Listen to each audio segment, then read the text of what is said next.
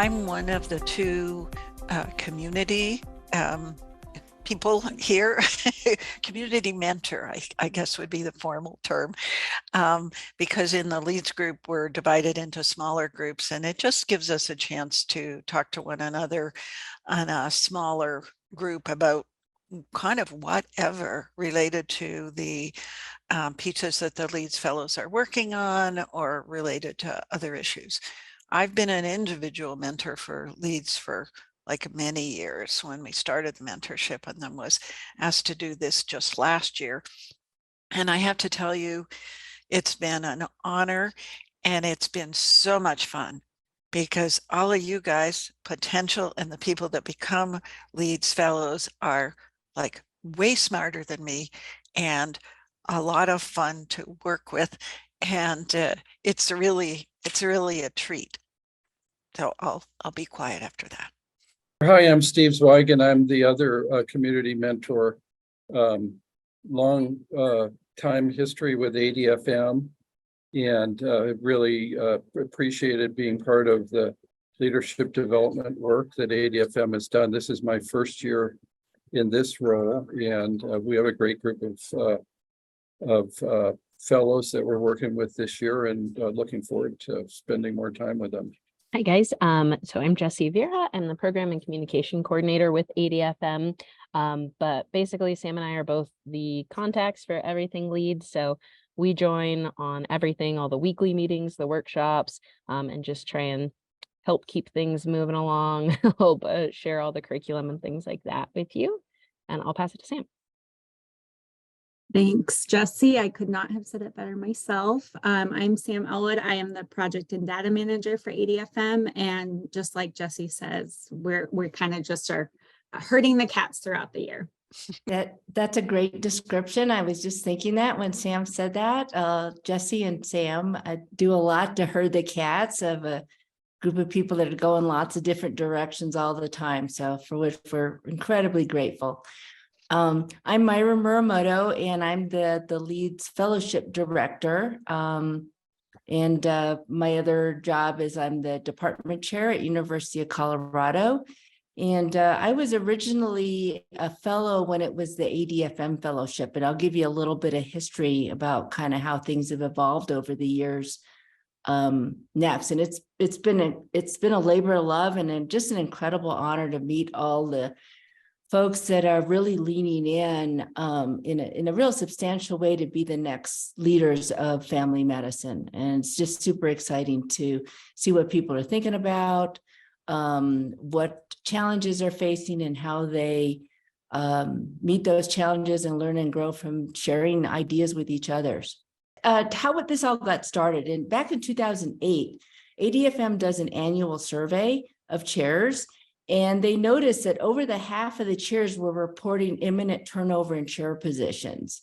And that over half of the chairs were also reporting they were planning to leave their positions within 2 to 5 years.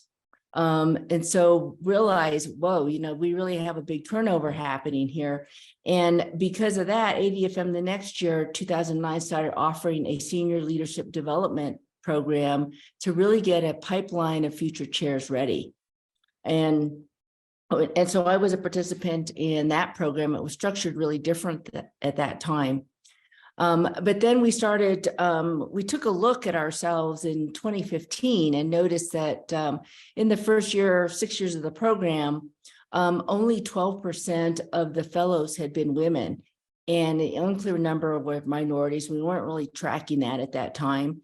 And only one woman had gone on to become a permanent chair position. So we said, well, this doesn't really reflect what the makeup of family medicine is. And so we said, there's kind of a diversity issue going on here. And at that time, CAFMER, the Council of Academic Family Medicine Organizations, also were recognizing this. And there was a task force that came together and said, how do we address this, identify different leadership pathways that really would reflect and capture the true diversity of who is in our discipline and who is increasingly entering our discipline.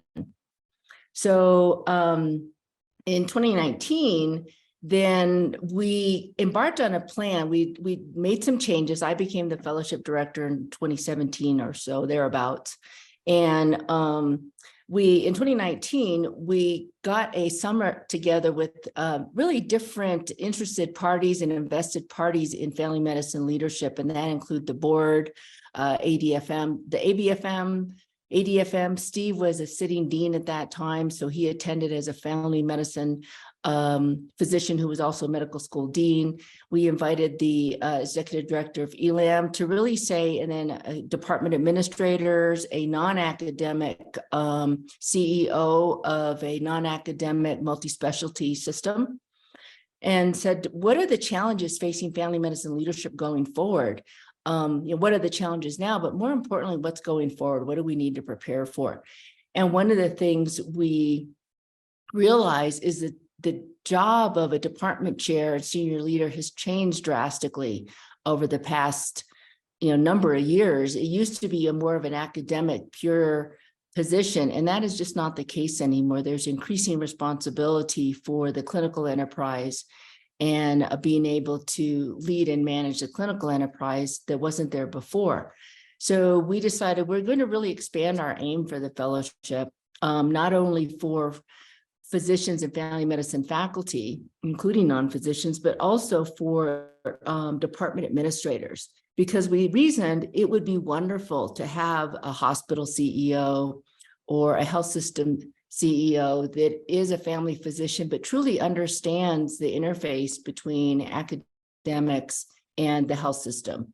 That those of us have had the experience of working with health system leaders who have some academic experience, it's a world of difference than people that have none of that. So we rebranded the fellowship to call it LEADS, and we said, let's learn from other disciplines about what is needed and is different to develop women and minorities that are underrepresented in leadership for leadership positions. So we rebranded it. We really expanded the curriculum, changed our marketing to say this is not just a fellowship for people who want to be chairs, but it's really a fellowship for anybody who's interested in thinking about a senior leadership position, whether that be on the clinical side or the academic side. Or maybe you just want to know more about it to decide if maybe that's a career path you want to follow. And we did decide, although we're aiming to grow more senior leaders, we also realize it's better that when people seek those positions, they actually know what they're stepping up for, rather than getting into a position and realizing, whoa, this isn't what I wanted at all. It wasn't what I thought it was going to be. So we want people to be prepared and really knowledgeable about the positions they're going to seek and the joys and challenges in those positions. And then we decided to anchor our LEADS curriculum in the content of the ADFM chair competencies, which are available on the ADFM website, and say these are not just for chairs, they're really for all senior leaders. And they're really generic chair competencies or senior leader competencies anytime you're leading in a complex organization. So what's happened today, we started tracking in 21. And over 70% of our applicants are women and from groups underrepresented in medicine. And one of the key features of how we've redesigned the program is we call it a cohort responsive curriculum. So we assess the people coming in. We ask you to assess your leadership, where you are as a leader in terms of these competencies and what are the things you want to focus on, where you want to really develop. And different cohorts have different groups of people that have different backgrounds. And so we do some adjusting of the curriculum to meet the needs of our particular cohort. And also to be responding to big things that are happening in the industry and society. For example, we went in 2020, we went on lockdown, and suddenly the challenges for leaders managing remote teams, hybrid teams, that wasn't relevant the year before, but it was highly relevant. So we spent more time on that kind of stuff. So the learning community has the 68 fellows that Val and Steve will lead. Then we have a kind of a regular cadence of events. You'll meet weekly for an hour, and we really encourage you to really jealously guard that time, because that is time for yourself.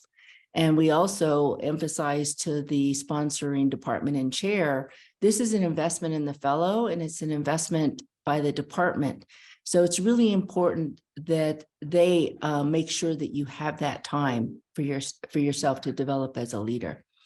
We do what we call a journal club. It's more of a reading group than a journal club. We pull articles on different topics around leadership. There's a theme each month, and fellows take turns presenting the article. And then it's really about discussion. What did you think about it? How does it apply to your current situation? Then each fellow, when they apply, they propose a Leads Fellowship project. And this is something that we encourage you to, when you look at the competencies, what's a project that would help develop you in a stretch goal kind of way? So instead of something that's just, that's something you're already really good at, the department or the institution needs you to do it. We want you to pick something that will help you develop in an area you want to develop and is also of use to the department and the institution. We really, again, that's, and fellows, they're not cast in stone. Fellows often will need to change them throughout the course of the fellowship. But our overall goals is develop leadership skills, explore what it means to be a senior leader. And really, this is a time for really self-reflection and really think about, what do you want for your career? What do you want to bring to your institution or department? And what are those areas that you want to develop yourself? Our overall philosophy, and then to network and grow with your cohort and alumni. So our overall philosophy is leadership is, it's an art and a science, and it's a lifelong learning, just like becoming a family physician. And so you never get there, you're always on the way. But what do you learn as you go along, and how do you share that learning with those others in your cohort? Key benefits here, you get access to the ADFM offerings, a listserv, which you'll find is a really very vibrant listserv. It's a very giving community. I've seen your leaders and chairs. Just bond with your learning community. I think that the cohorts have tended to bond pretty tightly. You'll get to hear from a wide variety of people in family medicine and what they do with their lives. And then just the other thing we do that people like a lot to expand your world is we have you do leadership interviews, and we will ask you to interview 3 senior leaders that don't normally interact with on a day-to-day basis in the institution. Might be your dean, might be your university president or chancellor or health system CEO, just to learn what other positions look like and how other senior leaders think and what their leadership journey might have been.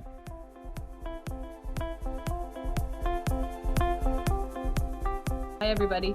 So I finished that fellowship a couple of years ago, and we actually met in New Orleans right as COVID was becoming a thing. So that's the year that I completed the fellowship. And I mean, I jumped on here at the end of what Meyer was saying, but I would certainly echo some of the high points, being developing that cohort of folks that I now know across the country, and everybody's involved in very different levels of leadership.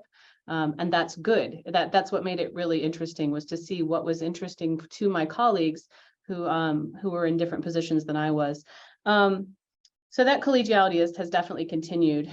The listserv, you automatically become a part of that once you're a Leads Fellow, and that is eye-opening for those of us who haven't necessarily experienced those conversations that are going on at sort of the chair level. I think that is actually, even just being a lurker on that listserv was one of the really eye-opening things for me. Knowing what conversations are going on at that level and what concerns are, and also seeing that some of the concerns that happen at all levels are still concerns at the chair level and higher. So that was really good. Some of the sessions in particular that I remember, there was one, Myra, I can't remember what it was called. It was like Day in the Life of a Chair or something like that.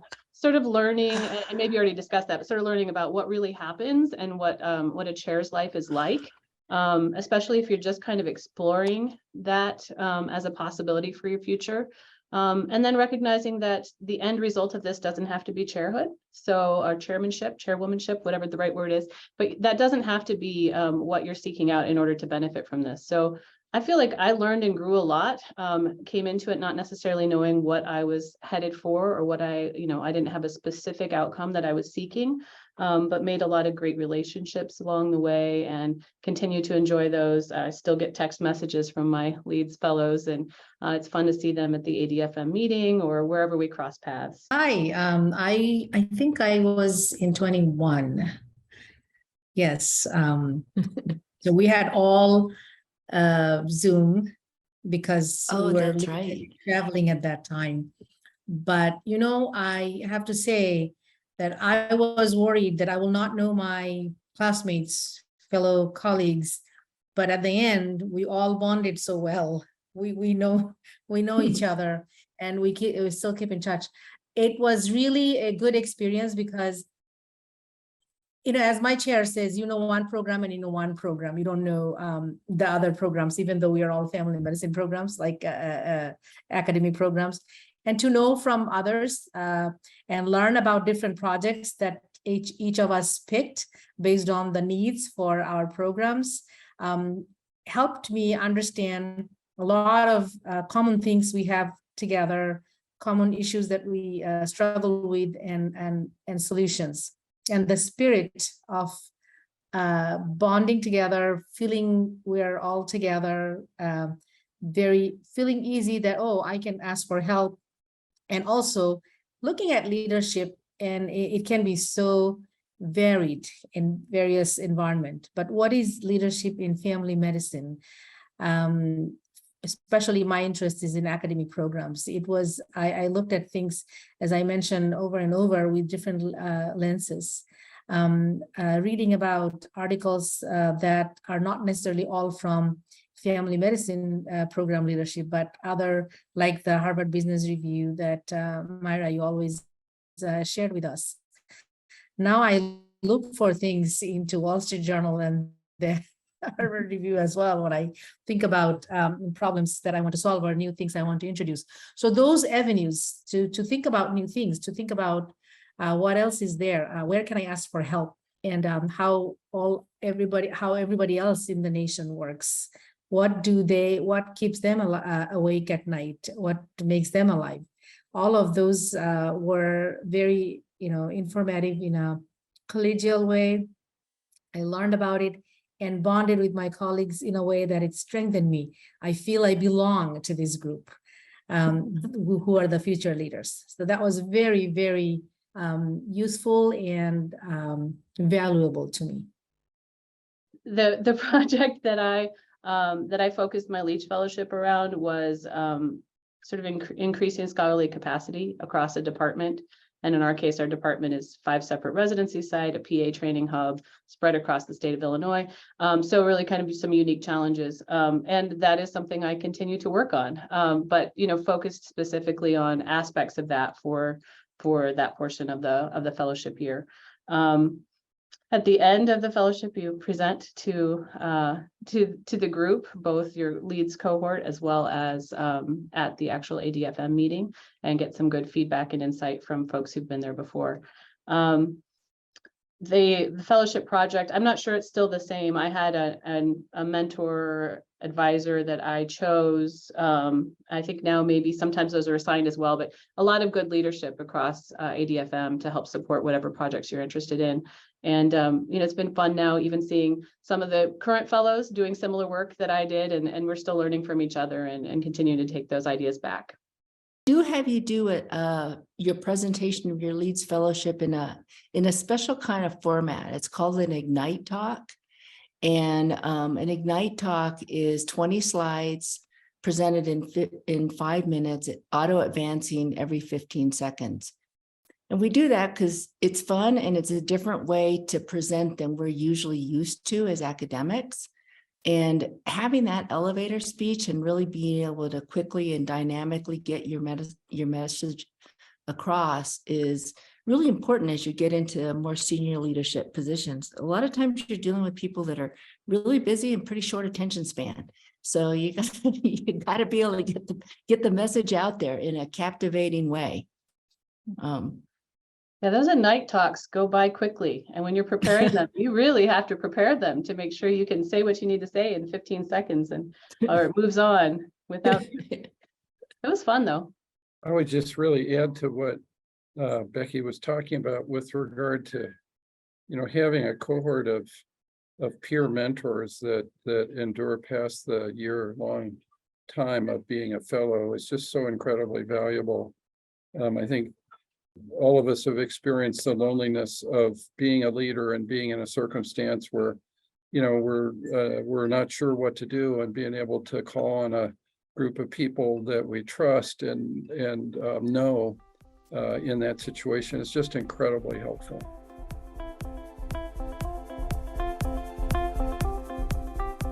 It sounds like from my conversations at the national conference in Atlanta recently, and then just hearing this, that the ideal is to get people into the LEADS program before they're in leadership, right? It is a role that really to help prepare them at its best, perhaps. But there still is a role for people who are perhaps chairs that didn't have the opportunity to go through the fellowship to still do it. Do you ever have multiple people from the same institution that are LEADS fellows at the same time? Yeah, we have 2 from the same institution this year. I would say every year, 1 or 2 fellows becomes a chair or an interim chair. And there's sometimes people who were, they're interim when they enter. So it's a really, I think it's useful if you hadn't had the opportunity before. And it's people that become chairs while they're in it. They seem to feel like this is beneficial. Yeah. So. Yeah, I was going to add that too, Myra. I think, Gabriel, we've had a few people, like actually this year's cohort is the first time we have someone who was an interim chair and was actively applying for the fellowship, even while they were an interim chair, recognizing that it would be useful. And I think the equivalent could probably be useful for some people who are in new chair positions, even if that wasn't originally the intent of the program. It does seem like if you're reading the description and you're like, oh, that would be really useful, it probably Yeah. And I'll just add, it's not just chair. So one of the people that was in my group is now a VP of primary care for the whole state that he was in, and that's affiliated with the state university. So it's really all ranges. And as Myra said, it's very much leadership. So Yeah. you apply that all the time. Yeah, in so many different contexts. And yeah, I'd say that I think we sort of kind of a generic tasting menu of leadership challenges and joys and thrills, and you'll encounter that no matter where you're applying your leadership. Could be in your community, could be in a health system, could be in your department. There's a lot of places that the skills and the topics come up. One thing that I've found to be really interesting, just observing this program over time, is that there's always people who are like, oh, no, this is not for me. And then like 6 years later, they're suddenly named department chair somewhere, or in some other position, you hear back that they're in another role that they sort of said like, never, but then, I don't know, I feel like that's encouraging of the program, because you're like, okay, we did our job to get them trained for that. And they know what they're getting themselves into. And we have some that even announced to everybody, their cohort, that this was a great experience, and it just convinced them that they never want to be a department chair. And then, we hear through the grapevine a few years later, guess what? They're applying for jobs. So you just never know. But at least our reasoning is always that's a fine outcome, because you would rather someone decide that's not what they want to do than they apply, they're in the job and realize, oh, this was a mistake. So they know what they're getting into. And I think in the spirit of thinking about the sort of other positions, and also giving, like you can see the academic ones too, but you also get a sense of what some of the other ones are out there of, like, again, who's in your cohort, what experiences other folks who come and talk or have had, and you can say, oh, I never even thought about that path. Maybe that's what I want to do. Yeah, we have department administrators this year. And again, they don't become department chairs, but they might become associate deans of finance. They might become the department administrator for the primary care service line for the system. So again, they bring a little bit different perspective to it, but again, the leadership challenges are the same. I would say with the projects, we tell people it really is about the journey, not the destination. I think people tend to get a little stressed out because this, it's an achievement oriented crew. They're used to getting really successful because they get outcomes. But it's every year, I would say about a third of the fellows need to change their project for whatever reason. And it's really, at the end of the day, we want you to say, what did you learn from this project? Whether it was the one you set out to do or something completely different because of whatever reason. But in that is learning too, that is applicable going forward. I know from the conversation today, you all shared some of the kind of hourly 1 hour a week time commitment. What would you estimate would be the true time commitment for the Leeds Fellowship on the average week? I imagine it's more than just that 1 hour of protected time. And then the second question is, for the application, how well developed does the project have to be on the front end in order to be considered, an appropriate level for the work that we might do during Leeds? I think it's a really important question. And at the heart of it are two issues, prioritization and autonomy. So how much of a priority is this fellowship in the context of all of your obligations to you at this point in time? And then how much autonomy do you have over your schedule to meet the obligations of the fellowship if it is a priority at this point in time? No one else can answer that question for you, but I think those are the two challenges you're going to have to wrestle with. How much of a priority is this for you right now? And if it's a priority right now, do you have the autonomy, the ability to control your schedule to make it work? And if the answers to either of those are not really or not now, that's actually okay. Just keep coming to these meetings. Come back next year and the next year and the next year. And at some point it'll all click and the timing will be right and you'll go on and become the chair somewhere and it'll be just fine. I just wanted to add that I don't know the structure exactly right now, but because we had set time, in a way, there was a positivity in the Zoom era of training. We had a set time and we just, since the chair selects, you need the chair support to get into the fellowship anyway. They know what you're doing and they're invested in it. It was helpful for me because then I could say, this is the day when I need to be off from anything. And it's somehow, I think we tried to make it near noontime and you just cannot have clinic at that time. I sometimes had inpatient, but I would round earlier or later. That has a little bit of flexibility. Just wanted to add that. I'm going to say the nature of some of the work too is that if you're already in a leadership position, it should be supportive and maybe helping you think about things that you're already dealing with right now and give you some different ways to think about it. So I think we're used to thinking of most of these programs, it's a set aside thing that it's different, but I think the experience here is more, it's kind of layered on and almost in some ways kind of integrated in the work you're doing anyway. But I would ask, Jake and Nahid if that is what it felt like to you. If I can help with that thought a little bit.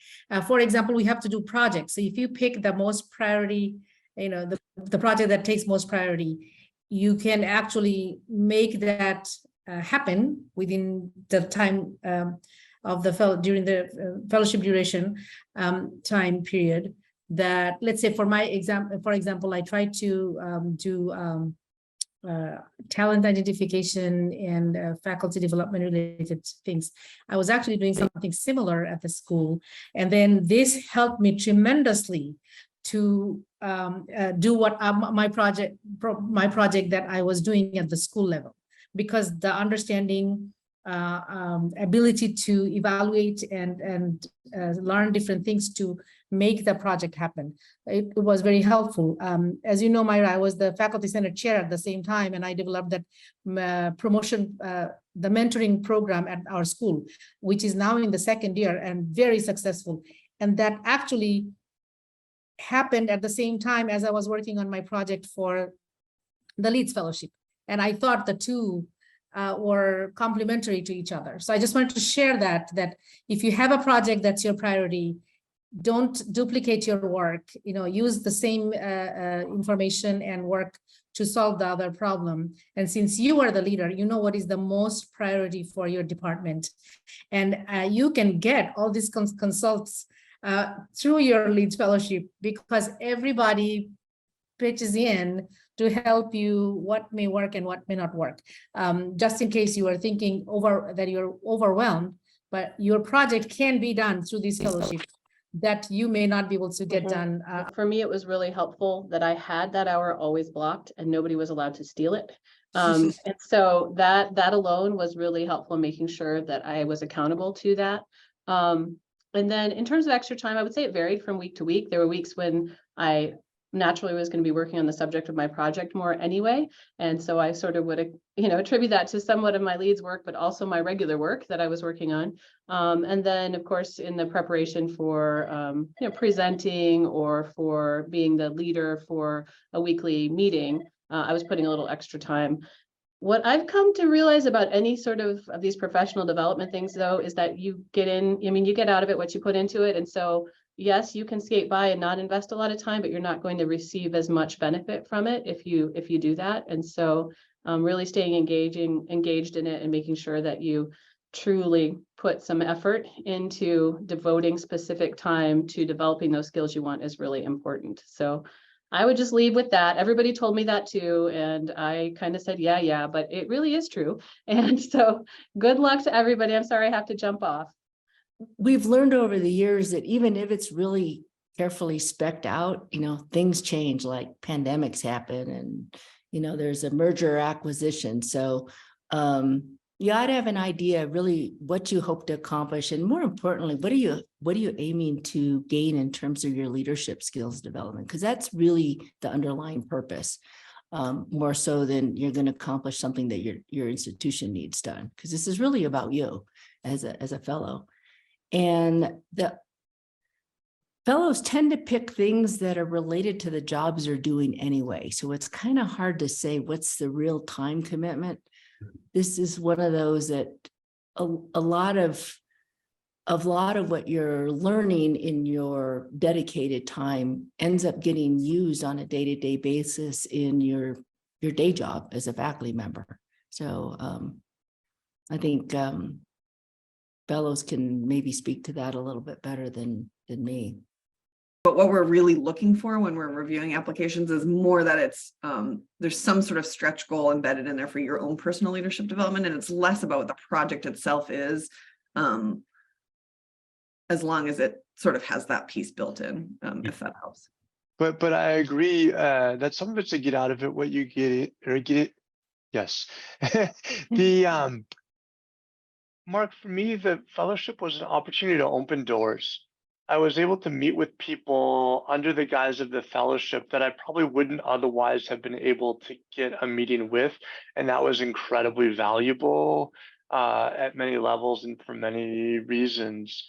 And I think thinking about, when you think about your project, not thinking in terms of this is the very concrete project I'm going to do this year, but rather here are the things within myself that I would like to develop over this period of time, right? What are the gaps in your own leadership skills, or if you're looking at what's your next role or position or where you see yourself going? What can the fellowship allow you to do? What opportunities will it create to help fill those gaps or build in those spaces? And that's really hard to put time bounds around. I mean, I can tell you, for me, I had weeks where it was a 1 hour meeting, and I had weeks where it became 2 or 3 days of work. But it was things that were helping me to fill gaps in my own development. So well worth it. I have a question about, I guess, attendance expectations. I looked into another leadership program that our local hospital offers, and I already had some PTO scheduled that interfered with a couple of the sessions, and they suggested that maybe I wasn't a good candidate for that program. So I'm wondering if there are attendance expectations with the weekly meetings and all of that, because I do have some PTO scheduled that's fairly far in advance, weirdly, next year. Does that sort of issue, is it an issue? You know, stuff comes up. We get that. And like, you're allowed to take vacation. So, but we ask people to prioritize it. And I think earlier on in the fellowship, people sort of thought it's kind of like going to a conference, you know, where like you skip out on a session, you're like the only one that really kind of loses out. The Leeds Fellowship is different because it's not only for yourself, what you put into it is what you get out of it, but what you put into it as each fellow also really shapes the learning environment and what your entire cohort gets out of it. So I think the cohorts where, and you know, people know they have vacations and things scheduled, and you know, we just, you know, let us know. And then sometimes emergencies happen, you know, someone has to cover, we understand those things happen. So, but we ask that people not have a more casual approach to it, to really take it as a serious commitment for yourself and for your classmates and really for the institution that's investing in you. And I think, Lauren, I would add, though, the weekly meetings, yeah, I mean, if you have a vacation, that's like, people get that, that's okay. I think the thing that you might think about timing would be if you can't make the sort of workshops, initial cohort in-person meeting, which is at the ADFM conference, and then at some of the other in-person meeting times, because that's just the, you know, it's like everybody together, everybody comes in, it's the most that gets packed in.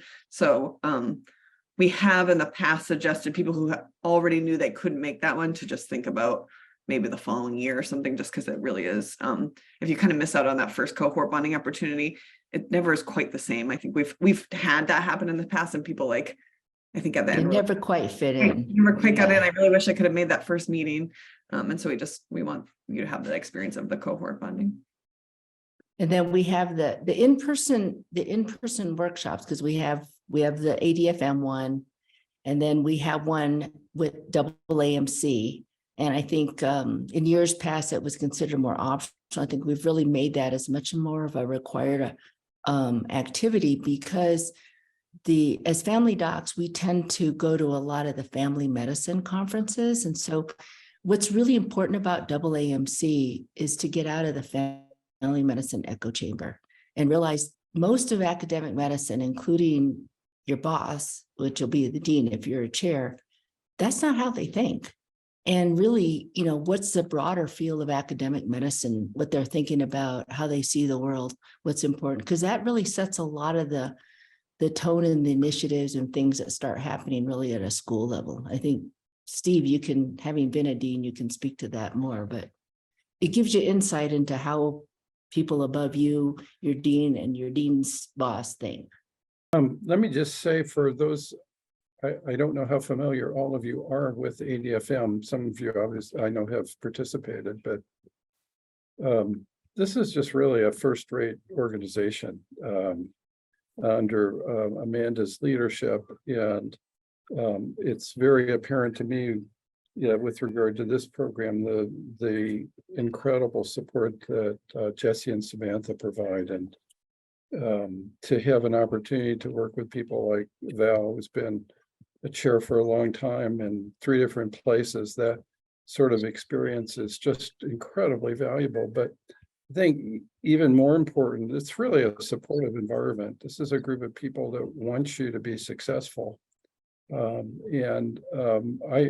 think that of all the organizations that I've participated in over my career, ADFM has been both the most informative and the most supportive in the roles that I was participating in. So that's kind of an extra bonus too.